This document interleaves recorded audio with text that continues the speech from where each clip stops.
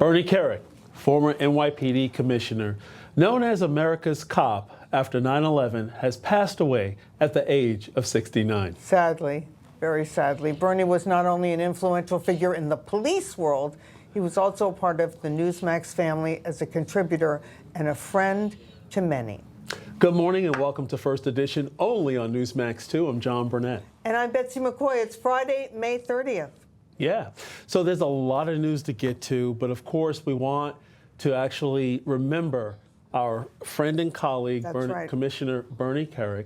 He began his career as an Army veteran, right? He served in the military, and then he became a national hero on September 11th, 2001, and in the days after, as New York City Mayor Rudy Giuliani worked to save lives, comfort families, and rebuild the city and inspire hope to everyone after 9/11.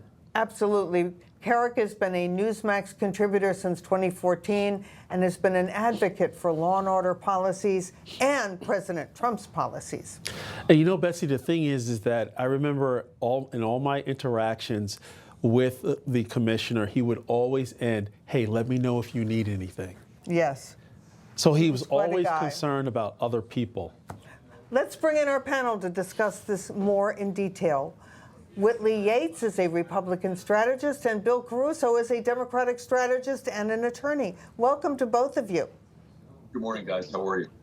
Thank you. Good to have you this morning. Bernie was a larger-than-life figure. He was an amazing man, and we're so saddened to hear of his passing, and we're praying for his family. Give us your thoughts. Let's start with Whitney. You know, Bernie was very tough on crime and law and order. He was a fighter in the New York streets as well as in the political arena, and he never backed down, and he always stood for America. So whether or not you loved his politics or liked him, he was someone that was always going to be courageous and always stand up for the people. And we've seen that time and time again, specifically when the country was going through crisis. And so losing someone like him is really just very sad, especially in a time where people are pushing non-law and order and they're celebrating the criminals as opposed to throwing them in jail. And so in a time where we need someone like Bernie, it's sad that he's left us. Bill?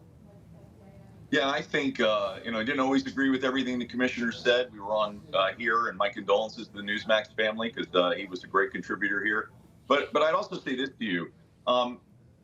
In 9/11, when we searched for heroes and we searched for people that were going to stand up, he was one of them. He was a major force in helping guiding us out of that tragedy, along with many others. But that's where he first, I think, came into America's hearts and minds. And I agree with Whitley 100%. There was a dark time here when police officers were under assault, wrongfully in many cases, and America's cops stood up and defended them. And they had a voice. They had a voice on national television that was telling their side of the story. And so I think America owes Kerik a debt of gratitude. He was America's cop. I think he did a huge service to law enforcement in our nation, and he will be sorely missed. Absolutely. And I like the way you put that. He was America's cop, standing by America's mayor, Giuliani. Right. Absolutely. At a pivotal time. Now turning to this, Nancy Pelosi sounded off on Trump's big, beautiful bill.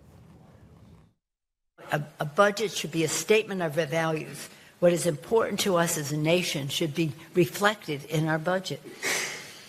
For our children, their health, their education, the economic security of their families, safe, clean neighborhoods in which they can thrive, including from gun violence, and a world at peace in which they can thrive. That's not what this budget is about. It's about tax cut for the wealthiest people. Interesting. Lies, lies, lies. Exactly. The thing is, Nancy is a multimillionaire herself. But she acts as if she doesn't want the tax cuts for her own benefit and that of her husband's. I mean, They're both multimillionaires. And how did they make their money? Exactly. But the left's double standards, Whitley. You know, I'm actually not surprised to hear Nancy lambasting something that she didn't create or come up with. But you have to understand, this is the only play that the Democrats have right now. They've lost their center of gravity. They're trying to figure out how they've lost, average young to middle-aged men. They're trying to throw $20 million at it. So the fact that they have come up with this on top of the shadow cabinet does not surprise me. People aren't taking Nancy Pelosi for her weight anymore. They're not listening to the things that she's saying. So the fact that she's lambasting this bill when she is going to be utilizing the tax cuts in the bill is hypocrisy at its finest. You That's know, right. I wonder if she actually knows what's in the bill. Remember when she held up Obamacare and she said, we'll have to pass it to find out what's in it. And she can always cut a check to the government, right? If she wants to pay her fair share. Press Secretary Caroline Leavitt gave an update on who was in charge of former Biden's mental decline cover-up. I think, frankly, the former First Lady should certainly speak up about what she saw in regards to her husband and when she saw it and what she knew. Because I think anybody looking, again, at the videos and photo evidence of Joe Biden with your own eyes and a little bit of common sense can see this was a clear cover-up. And Joe. So, Whitney, did Kamala Harris blatantly violate the 25th Amendment? I mean, I think we all know the answer to that, and we weren't actually surprised to see it. Biden's cognitive decline and his mental acuity was on display the entire presidency. We were screaming it from the roofs, and they were silencing us from the media. So I'm not surprised that this book has now sparked all of this outrage. But what you have to ask yourself is, honestly, who was running the country? And if it was Dr. Jill, then I think that she should answer to the American people.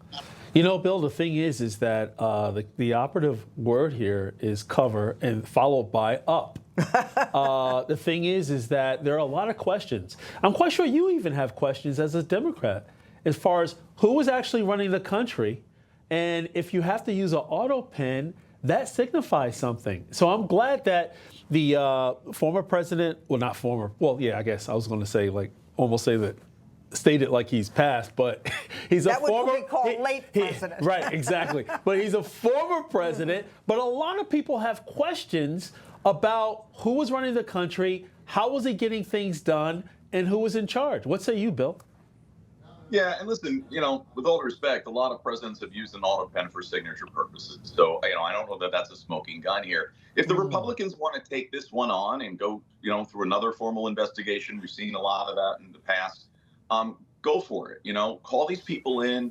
If there's a smoking gun, the American public deserves a right to know this. I don't believe there was a cover up here, John. We keep saying those words, but there's no proof yet to show. I agree that the president showed decline in his physical abilities. I don't know that it shows a cognitive decline that prevented him from doing his job. But I want to turn back to one other point on the substantive matter we just talked about.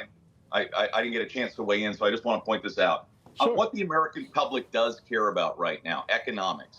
And the big, beautiful bill, there are challenges to that bill. And, we want to dunk on Nancy Pelosi. Let's do it. Let's dunk on all our rich people in our country right now. Let's talk about this fact.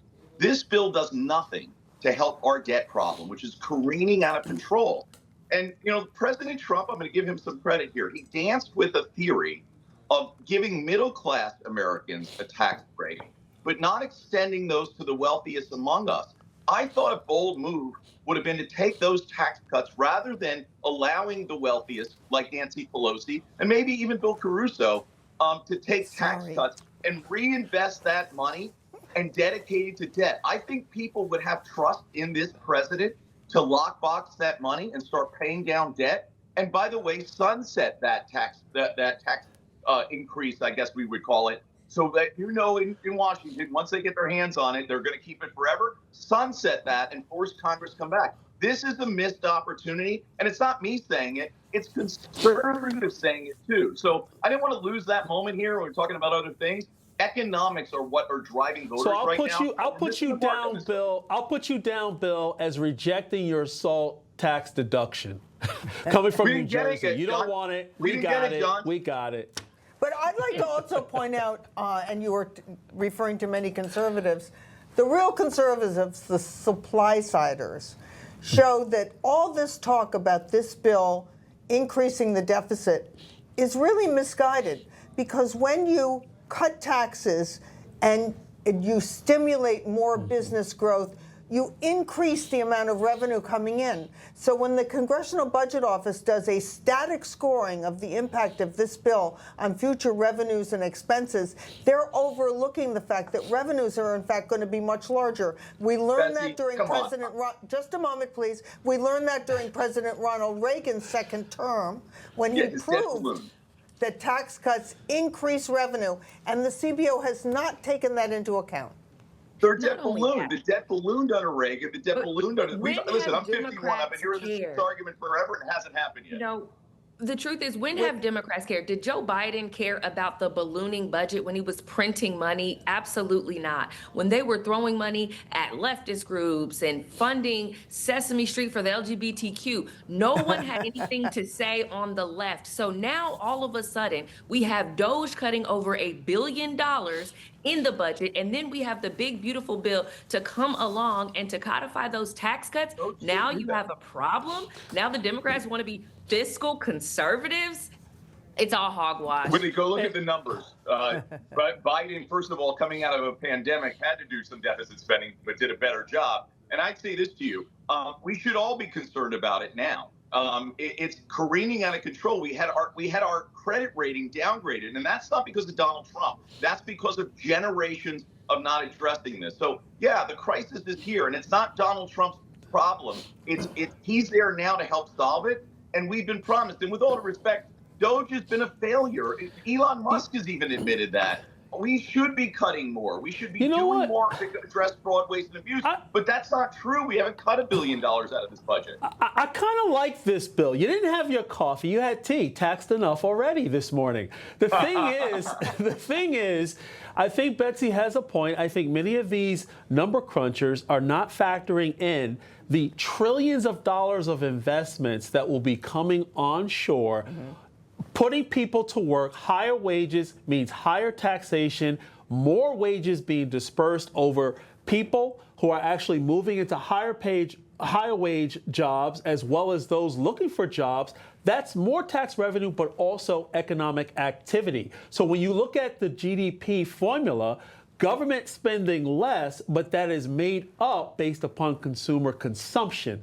So and then when you look at the net export and imports, that is also a positive impact on GDP. And at the same time, let's not forget, Elon Musk has officially left the White House, but through Doge's efforts, it was $170 billion plus. That is actually, he's leaving, but his team is staying. So there will be more cuts coming down the road, Bill. And I think that's what the Democrats and some of the rhinos need to actually clearly see and understand. John, if Donald Trump said to you, John, I'm going to ask you to pay a little more right now for a 10-year period, and we're going to get rid of our debt. We're going to pay down our debt by doing that. You would do that, right? You would agree, and you would trust Donald Trump. We're not spending on Sesame Street. No, I wouldn't. We're not spending on America. I'd like to pay down our debt by reducing government spending. I would say no. You asked that question. I would say no. Okay. Respectfully, Mr. President, this is what we need to do. We need to cut spending so that way we don't have to, we being the American people, don't have to pay out of our own pockets, because we're going to pay out of our own pockets one way or another. So you know what? Let's cut spending so we don't. Right. You know, for the average person, paying more taxes really hurts. It's the difference between getting to recover your sofa or buy a used car for your kids. It makes a big difference when those tax rates go up. It's not just numbers to most people. And I'm not talking about those folks, Betsy. I'm talking about the wealthiest among us that can do it. It's not another yacht this year. I mean, they already pay almost all the taxes. But Whitley, it was President JFK who actually said every dollar spared from taxation creates a new job, right? And that actually lifts up the average American. We're not talking about the wealthy here. We're talking about the average Joe and Jane. What say you? I say that the party of JFK is not the party of the Democrats today. But I think one thing that we can agree on is that Bidenomics was an economic failure. And so now Trump has inherited this economic failure and he's attempting to save it. And that's what should be lauded, is that someone has come in to clean up the dirty work of the Biden administration, the blunder of their economic plan, and their overspending and bloated budgets. We cannot just say, oh, generations upon generations. Absolutely not. Biden had his hand in the cookie jar and was throwing away cookies like no one's business. So the truth is, we're going to reduce government spending, we're going to solidify the tax cuts, and we're going to stimulate the economy through jobs. And that is what we need to do right now in America. Well, that was a great debate. Whitley Right. Yates, Bill Caruso, thank you both. Thank you. Have a great day, guys.